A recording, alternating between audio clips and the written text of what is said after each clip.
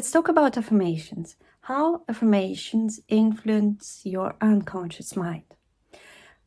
Well, it depends. If you mean a phrase that you repeat all over again, that you thought of and chose and you just repeat it all over again, it might not influence your subconscious mind at all. For example, you are not a confident person and you keep repeating, I'm a confident person, I'm a confident person, I'm a confident person.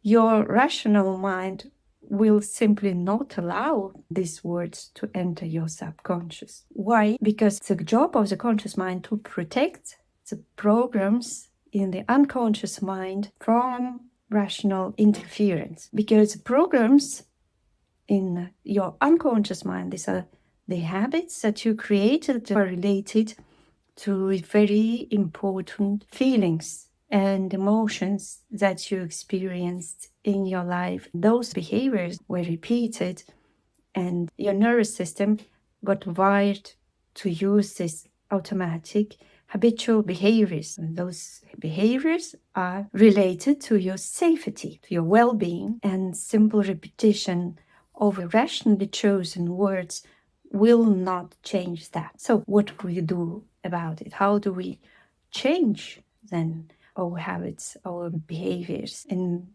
change ourselves? Let's start with choosing a goal, what it is that you want. For example, you want to give a presentation in a confident way. This would be your goal, and this is how you can formulate it. The number one mistake that my clients or other people usually do, when you ask what they want, they will only know what they don't want. If you ask about the presentations, instead of saying what the person wants, they will say, I don't want to be nervous, I don't want to be anxious when I present in front of my colleagues or any other audience. And I don't want to get a panic attack. This is all that they don't want. They know it very well what they don't want. Our mind doesn't distinguish if you mean something negatively or positively. So if you say, I don't want to be nervous, your mind only understands the meaning of being nervous. For me, it is very clear that when you say, I don't want to be nervous, I don't want to have a panic attack, what is it that you are thinking?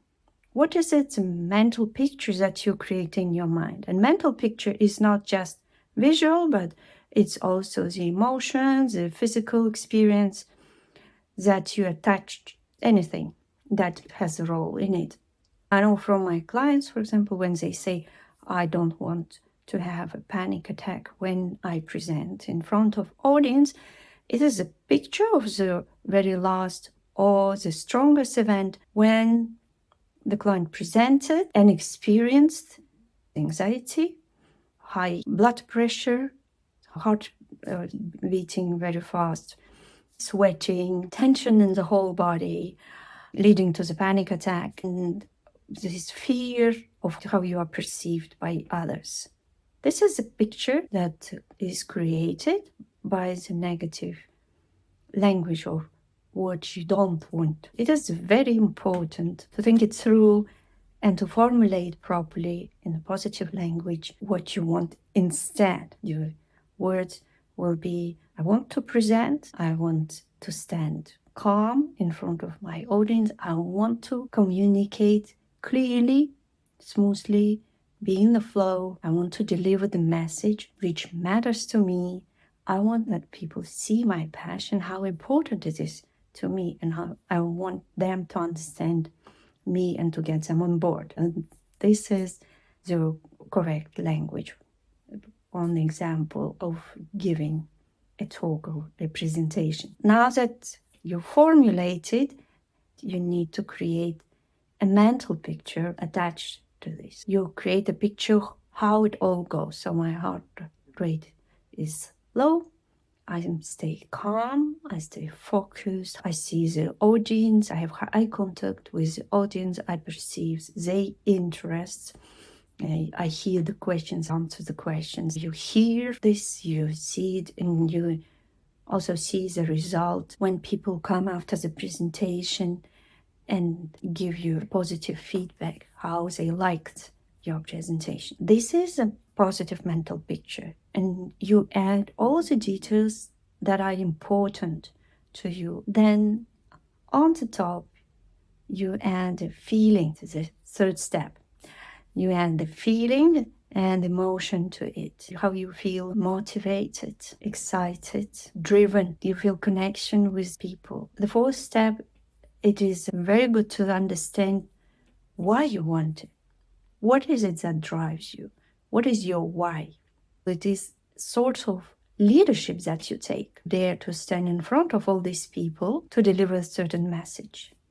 It is related to your personal growth, your personal development, and you want to realize why you are doing this. And you can add this feeling of importance and urgency and agency on the top to the feelings and emotions of being in the process of delivering presentation. The fifth step is also very important. It is a repetition and rehearsal. Your brain doesn't learn in one time. You have to repeat the whole process over and over and over again until you convince your unconscious mind that this is the new reality that you choose. This is your goal, this is your purpose. You can reprogram your mind. This would be the effective way to reach to your unconscious and change habitual ways, create new habitual ways. So you first need to formulate it and formulate it in a positive way. Then you need to create a mental picture of the results that you want to achieve, and you need to collect all the facts that matter to you. Then you add emotions and feelings into that mental picture. On the top, you'll add the awareness of why it matters to you, the feeling of the urgency and agency. And the fifth step, the last step, is repetition, repetition, repetition. Adding to that, you can use very effective other tools to quickly change your subconscious mind. And hypnotherapy is an excellent tool to change complex behaviors and your belief system in a very short time. You can do it using hypnotherapy or self-hypnosis. Thank you for your attention and good luck with achieving your goals.